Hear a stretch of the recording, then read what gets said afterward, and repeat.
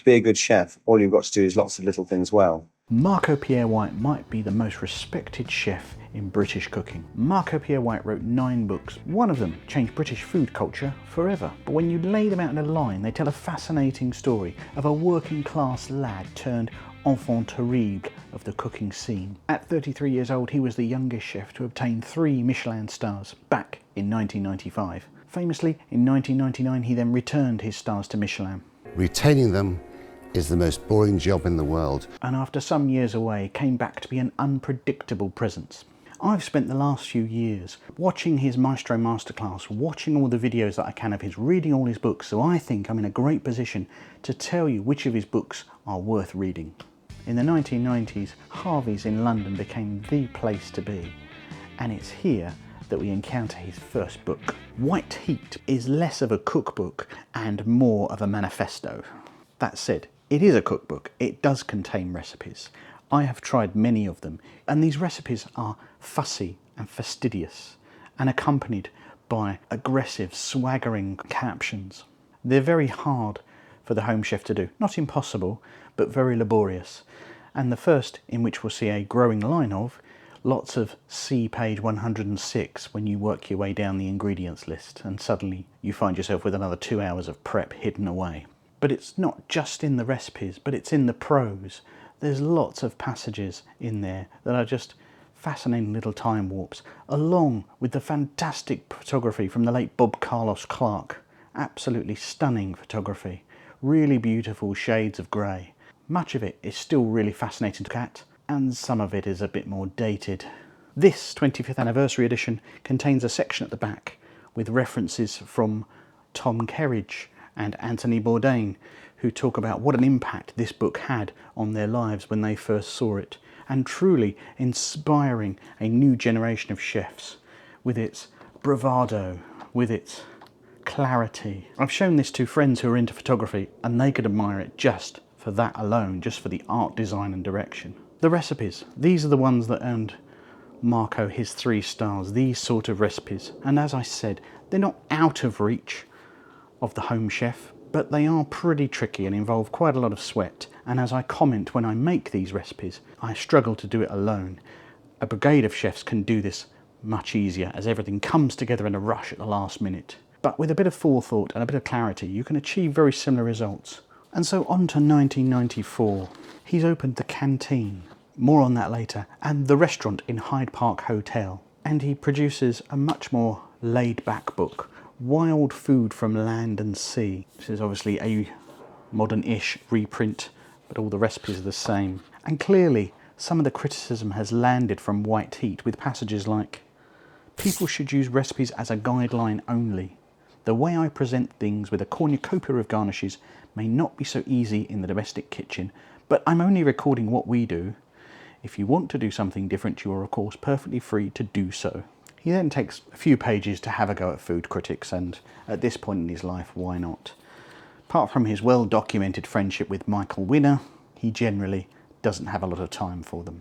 And in here, I think we get a very Franco-Italian combination. You will find a lot of game and still a very restaurant-heavy type presentation. There's lots in here that is quite intimidating, and we yet again we get things like see page 105, where you find many more hours of work ahead of you. I've spoken to chef friends about this, and they say this is how you do the manual for the kitchen, the actual kitchen, where you have all your basic recipes in one section. It's quite an intimidating book, and I haven't cooked a great deal from it, and I'm not sure I ever will. Again, instructions are really curt and to the point, whereas White Heat was about making a statement. This is about just listing a bunch of things Marco likes. And I mentioned previously that Marco had opened the Canteen. Well, he opened that with Michael Caine. Yes, that one. If you want to know more about the relationship between Marco and Michael Caine, I talked about it in my video documenting the chocolate tart. Much the same ideas here, with lots of game, lots of restaurant-style dishes, lots of 90s presentation, which you probably wouldn't do today. Very 90s types cartoon illustrations, which give it a charming age to the thing. Some good fun recipes in here, but of course for a restaurant representing the height of the restaurant scene in the mid-90s, contains many of the relics of the day that feel a bit overblown and a bit overly fussy for today's palate. But an interesting read nonetheless. And a few years later he opens Mirabelle, and this is the cookbook to go with it. And this cookbook is again very much a restaurant list of dishes. Things you can find in Mirabelle, here we go. Now, having spoken to some of the chefs from there at the time, they say it felt a little bit hands-off from Marco, and he wasn't heavily involved with the production of this book. And in fact, quite a lot of it is recycled from earlier books, and that does bear out, where you see quite simple recipes, but also things that look familiar if you look through his other books. Now, that's not a criticism in itself. It's unlikely most people that aren't YouTube idiots are going to go and try and buy every book that a chef creates, and therefore you're picking the one or the two that really represent the style. Again, we get lots of refer to page 106 for another 2 hours of work, but the recipes here are a bit lighter, a bit easier, representing that more bistro style that Mirabelle had.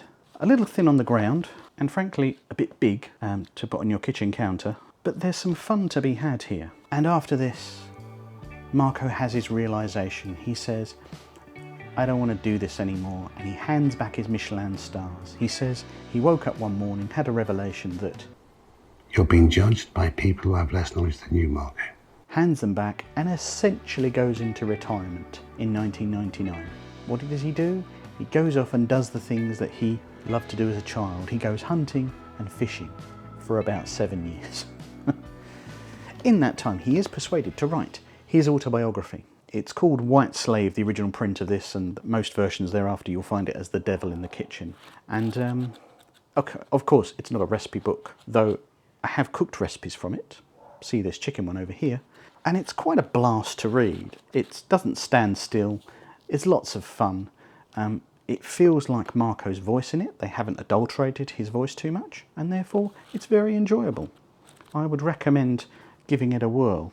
It does, however, read like a very long list of people that Marco has met and cooked for, plus the bit I always like in autobiographies when you look at the photos of people throughout the years. It's quite an easy read, won't challenge you at all. Probably a good summer read, actually. It's arrogant, but it's Marco, so it's good fun. Then essentially Marco gets rediscovered by television as he is picked up for the TV show Hell's Kitchen, which, yes, still exists in the US, but only lasted a couple of seasons in the UK. His format is a rating success. He's been hidden away from public gaze for a few years now and essentially has been forgotten, and he's developed into this wizened, mostly quiet teacher with a stern atmosphere and a brooding glare, which makes him a hit for TV. He's firm but fair, mostly, to the contestants. No, it is about flavour, obviously. Yeah, it's, right, it's about flavour, isn't it? Yeah, nice bit of flavour, yeah, right. But he makes for great TV, and it's no surprise that Hell's Kitchen becomes a book. And here you will find old friends, and you'll find the ones that are largely made on the TV show and served in the restaurant, such as the pig trotters, it's our old friends again. The salmon with ketchup, which I made on a live stream and has a wonderful scene with Adrian Edmondson trying to guess the ingredients in the sauce.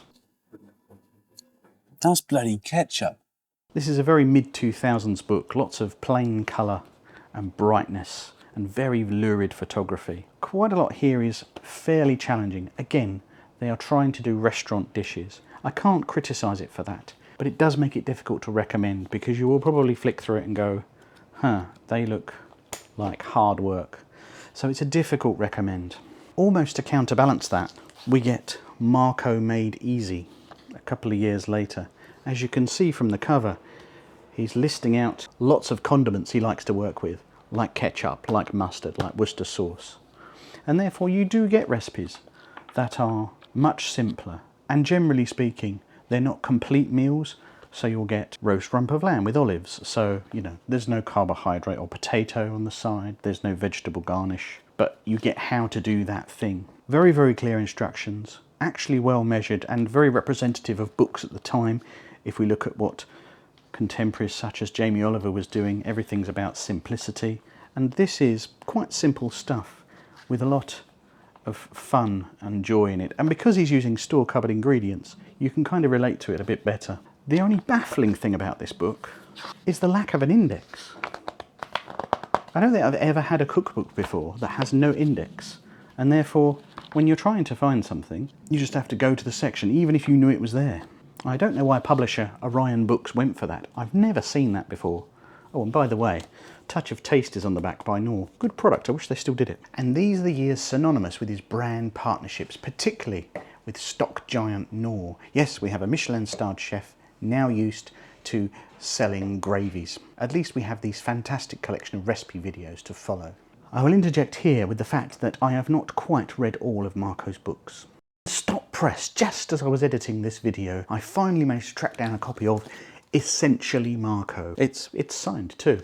This has been really hard to get hold of. It's very expensive and I don't quite know why. Yes, this one's signed and there are a lot of signed copies out there, but even unsigned copies, it's hard to find under £100. So I managed to snap this one up, and it's thanks to members that I'm able to make these slightly odd purchases. I've had a good look through it. There's a lot of nice Marco in it. You know, a lot of his honesty. He's clearly at an age where he's just telling you how it is. He's telling you how it feels. Life can be peculiar. All the distillation of the Marco knowledge and aphorisms that he recites often are right here. Mother Nature is the true artist. Don't mess with it too much. Keep it simple. Perfection with lots of little things done well. It's like a best of. And that extends throughout the book. It is a best of Marco's recipes, to the point where you will find lots of repeat from other books. You will see in here his prawn cocktail, which you can find in another book. His various steak recipes. I think most of these are felt elsewhere as well. And quite a few of the desserts are repeated, particularly from Great British Feast. So there's little unique here. There's also, much like some of his other books, a huge reliance on fish. The fish section is a good 40 pages. And an awful lot of game. Woodcock, hare, veal, partridge, pheasant, grouse, mallard, rabbit. Loads and loads of game. Marco absolutely loves game. And if you've got access to a good game supplier, brilliant. Not all of us do. And obviously you can't eat it all year round either. Hunting and game is one of Marco's absolute passions. Fishing and hunting. And this book represents his passions. It's really pretty. It's a very high quality book. Very thick gauge paper. But not a great deal in there. I think I'm going to cook myself.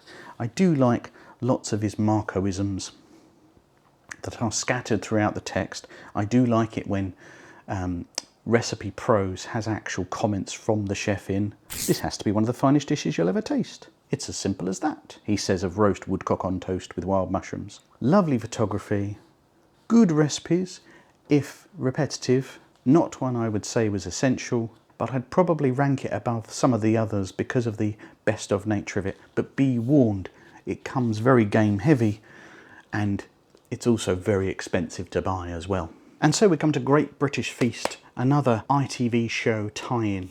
And it's clear the passions of Marco are writ large. Lots and lots of game, of lots of wild food. We're back to wild food from land and sea here.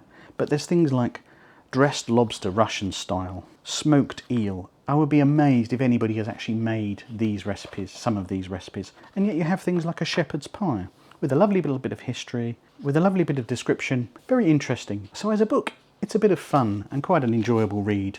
As he says so himself, most people don't cook from books. I wouldn't say this is an essential by any means. Will we get another book out of him at this point?